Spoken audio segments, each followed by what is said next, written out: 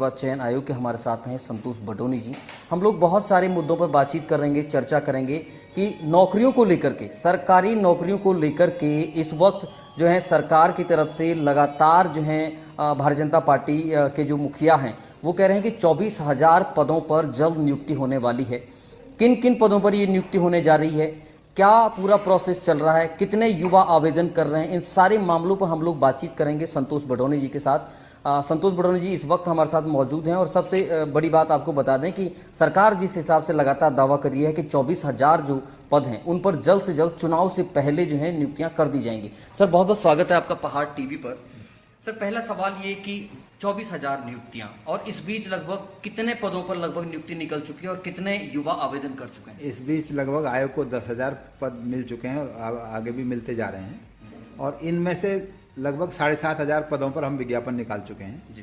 केवल 2,500 पद ऐसे हैं जिन पे विज्ञापन जारी होना है, तो वो कार्रवाई भी चल रही है। 24,000 में से 10,000 जो हैं जो पद हैं उनके लिए विज्ञप्ति जो है प्रकाशित की जा चुकी है और लगभग 7,000 से ज़्यादा जो पद हैं उन पर लगभग प्रोसेस पूरा हो चुका है, आवेदन भी आ चुके हैं। सर लगभग जो है अगर देखा जाए उत्तराखंड में तो बेरोजगारी बहुत तेजी से जो बढ़ी है पिछले कुछ सालों में, तो इस बीच जो है एक पद के लिए अमूमन लगभग कितने युवाओं के जो है आवेदन आ रहे हैं? ये जो है क्वालिफिकेशन के हिसाब से है और अगर आप हमारा जो हाईएस्ट नंबर है, जो स्नातक स्तर की परीक्षा हमने जो बीपीडीओ वीडियो का एग्ज़ाम करवाने वाले हैं नवंबर में, उसमें 2,20,000 पद एप्लीकेंट हैं 854 पदों के अगेंस्ट, तो ये तो हाईएस्ट है। इसके अलावा कुछ लोएस्ट भी है, जैसे इंजीनियरिंग में आपका 6-7 हज़ार हो सकते हैं, उसके अलावा अकाउंट्स में 18,000-15,000 के करीब कॉमर्स वाले बच्चे होते हैं। इंटर साइंस में भी आपका 1 लाख या 1.25 लाख बच्चे हो जाते हैं, जैसे पटवारी में हमको 1,43,000 कैंडिडेट मिले, जबकि उसमें 28 तक मैक्सिमम एज है, 28 और 35 तक। तो कहने का मतलब ये है कि हर एक जो एप्लीकेशन आता है तो उसमें ये अलग अलग नंबर हो सकता है, तो इस हिसाब से एप्लीकेंट का नंबर भी है। लेकिन ये जरूर कहूँगा कि पिछले 1 साल में एप्लीकेंट का नंबर बहुत बढ़ा है हमारे यहाँ और उसी से जो हमें जो एग्ज़ाम कराने में जो समस्याएं बढ़ रही हैं वो नंबर के कारण भी समस्याएं हैं। सर एकदम से 10,000 जो आप कह रहे हैं कि पदों पर आपने लगभग नियुक्ति की प्रक्रिया आप शुरू करने जा रहे हैं, कितने चैलेंजेस हैं इस 10,000 जो पदों को भरने की नियुक्ति है, लगभग कब तक इसकी चयन प्रक्रिया पूरी हो जाएगी? मैं ये कहूँगा कि एग्ज़ाम बड़ा जटिल काम है और इसमें एक बड़ा मसला है लीगल टेस्टिंग। अगर कोई आप एग्ज़ाम कराते हैं तो ज़रूर वो माननीय उच्च न्यायालय में कहीं और पर उसकी टेस्टिंग होती है, नियमावलियों का बार बार विवेचना हो जाती है, फिर हमको वापस भी लेना पड़ता है, फिर नियम सुधार की बात आ जाती है बीच में।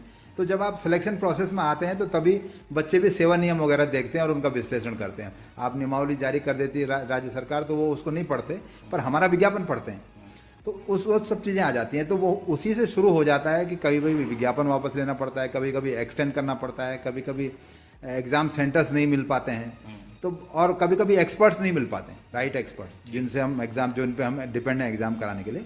तो बहुत सारे चैलेंजेस एग्ज़ाम कराने में, लेकिन हमने ये कोशिश की है कि एग्ज़ाम को 1 साल के साइकिल में पूरा कर लें। माने हमने विज्ञापन निकाला है तो ठीक है 1 साल बाद हम उसकी संस्तुति भी भेज सकें। एक तरफ सर युवा कई बार जो है इस बात को उठाते रहते हैं कि भर्ती जो प्रक्रिया चलती है उसकी पारदर्शिता के बारे में, क्योंकि इससे पहले भी कई बार ऐसा हो चुका है, पेपर लीक होने जैसी घटनाएं हो चुकी हैं।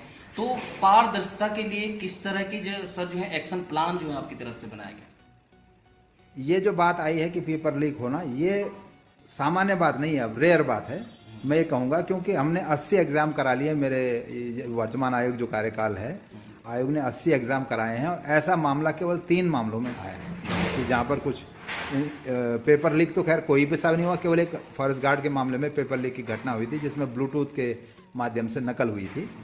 तो और उनमें से 6 मामलों में हमने FIR भी दर्ज की है, तो सभी मामलों में कार्रवाई हुई है, लगभग 37 लोग जेल गए हैं। तो ये नहीं है कि वो कोई इसमें ब्रीच कर देगा। कमीशन अपने हिसाब से बहुत सारी पारदर्शिता, अगर जानकारी को आप रखेंगे पारदर्शिता, तो जो मैक्सिमम जानकारी दे सकते हैं शायद उत्तराखंड अधीनस्थ सेवा चयन आयोग देता है, अगर आप किसी भी आयोग और किसी आयोग की तुलना में देखेंगे। उसके अलावा समाज से हम एडिशनल जानकारी देते हैं, संवाद जारी करके, और उनको एक्सप्लेन करते हैं कि ये इस तरह से हो सकता है, जो नॉन कमिटल है या जिसमें हम आदेश जारी नहीं कर सकते तो उसमें भी बताने की कोशिश करते हैं। तो मैक्सिमम पारदर्शिता हम रख रहे हैं। जहाँ तक ये गड़बड़ी की बात है, ये अब सामान्य बात नहीं है, ये रेयर बात है कि कभी ये जो माफिया हैं, जो संगठित माफिया हैं, वो इसमें ब्रीच करने की कोशिश करते हैं और वो फिर उसके जो कार्रवाई होनी चाहिए वो आयोग भी कर रहा है। एक सर जो है कई बार सोशल मीडिया पे इस तरह की बात उठती है, कितनी सच्चाई इस बात में है कि कई युवा इस तरह के सवाल उठाते हैं कि कई जो परीक्षा होती है उसमें गोले भरने होते हैं, उन गोलों को खाली छोड़ दिया जाता है और बाद में वो बच्चे भर्ती हो जाते हैं। क्या कितनी सच्चाई है इस बात? इसमें अब कोई संभावना नहीं है। क्यों? क्योंकि एक तो ऑनलाइन परीक्षाएं शुरू हो गई। ऑनलाइन परीक्षा में गोला या कोई कागज़ या पत्री कुछ नहीं होता है, उसमें डिजिटल फॉर्मेट में पेपर आता है और डिजिटल फॉर्मेट में रिस्पांस वापस जाता है और डिजिटल फॉर्मेट में ही जवाब और ये सिलेक्शन होता है। तो सारी प्रोसेस डिजिटल है, तो उसमें गोले का प्रश्न नहीं है। अब दूसरा है कि जो ऑफलाइन एग्ज़ाम है जिनमें गोले की बात आप कर रहे हैं, तो उसमें अब आयोग ने बहुत सावधानी रखी है और एग्ज़ाम के नेक्स्ट डे से उसकी स्कैनिंग शुरू हो जाती है। तो अगर आप कोई कहे कि पोस्ट एग्ज़ाम में गोला बनवा दूंगा या आप गोला बनवाने के लिए पैसे ले लेता है, तो वो अब कोई संभावना नहीं है।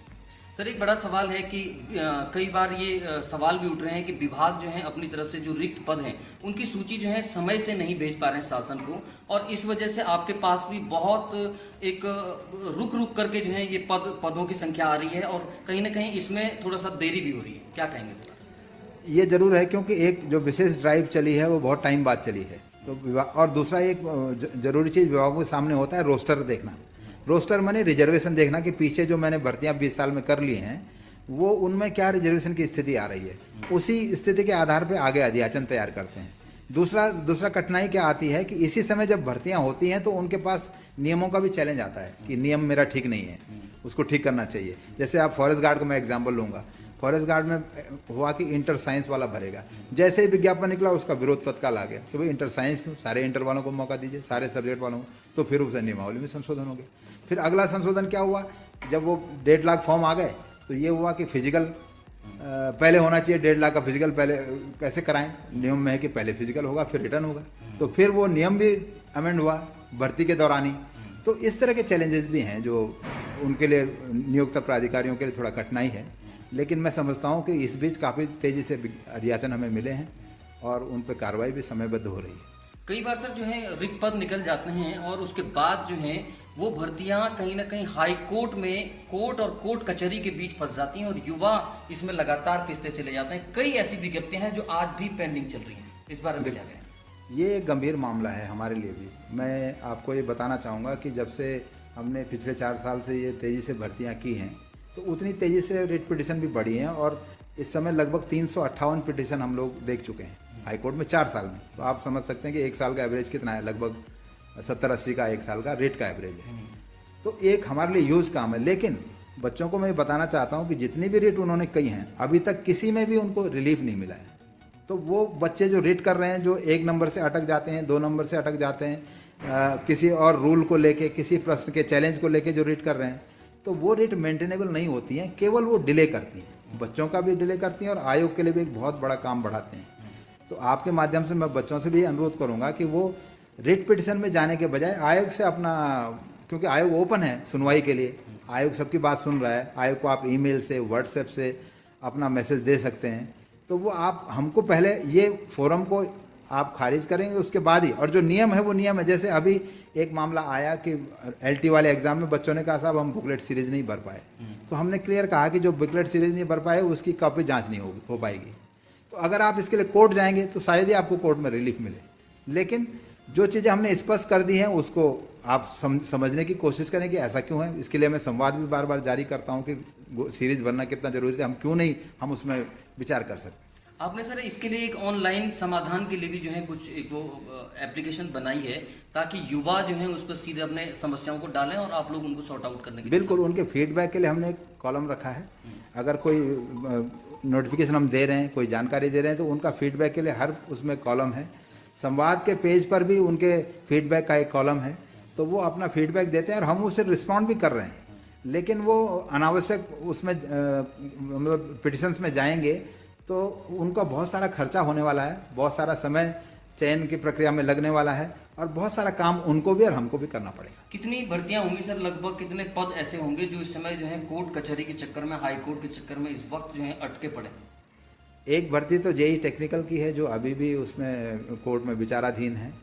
इसके अलावा फॉरेस्ट गार्ड का भी एक मैटर विचाराधीन है, हालांकि उसमें भर्ती पर कोई रोक नहीं है, लेकिन वो हम चल रहे हैं, वो आगे चल रही है। इसी तरह से कई सारी भर्तियों में ये होता है कि साहब ये फलाने रेट के अधीन रहेगी, तो उसमें एक राइडर हमेशा सेलेक्ट होने वाले कैंडिडेट के ऊपर रहता है कि रिट पिटिशन का क्या होगा, एक भविष्य क्या रहेगा, तो वो कुछ पे, लेकिन जो रुकी हुई है वो केवल जेई इलेक्ट्रिकल की जो भर्ती है वो कोर्ट के आदेश से रुकी हुई है। वर्तमान में सर जितनी भर्तियां, जितनी विज्ञप्तियां खुली हैं, उनकी जो है परीक्षा की डेडलाइन लगभग जो है कब तक युवा उनकी परीक्षा दे पाएंगे? अभी हमने एक कैलेंडर जारी किया है, जो एग्ज़ाम क्लोज हो गए हैं उन सब का एक कैलेंडर जारी कर दिया है और ये बता दिया है कि नवंबर तक हम उन सबको पूरा कर लेंगे। तो अभी आपने देखा हमारे साथ जो है अधीनस्थ सेवा चयन आयोग के सचिव जो हैं संतोष बडोनी जी हमारे साथ मौजूद हैं और उन्होंने बताया कि 10,000 जो पद हैं इस वक्त, जैसा कि मुख्यमंत्री पुष्कर सिंह धामी ने बताया था कि 24,000 पदों पर नियुक्ति प्रक्रिया जल्द पूरी कर ली जाएगी। उसमें से 10,000 पदों पर लगभग जो है प्रक्रिया पूरी हो चुकी है और इसके बाद जो अन्य पद हैं, जो विभागों से लगातार रिक्त पदों की सूची आ रही है और उसके बाद जो है आगे जो अन्य पद हैं उन पर भी लगातार जो प्रक्रिया है वो जारी रहेगी। इसके अलावा संतोष बडोनी जी ने बताया कि कहीं कोई समस्या यदि जो है युवाओं को आती है किसी भी भर्ती परीक्षा में, तो वो कोर्ट जाने की बजाय एक समाधान जो है यहाँ पर भी हो सकता है अधीनस्थ सेवा चयन आयोग में, क्योंकि कोर्ट जाने के बाद जो है भर्तियां पूरी तरह से लटक जाती हैं और कई वर्षों तक उनका निस्तारण नहीं हो पाता है। तो कुल मिलाकर देखा जाए तो जो 24,000 पदों पर नियुक्ति की बात है उसमें से 10,000 पदों पर अभी नियुक्ति प्रक्रिया चल रही है और आगे भी कहा जा रहा है कि जैसे जैसे रिक्त पदों की सूची आएगी वैसे वैसे जो है भर्ती प्रक्रिया आगे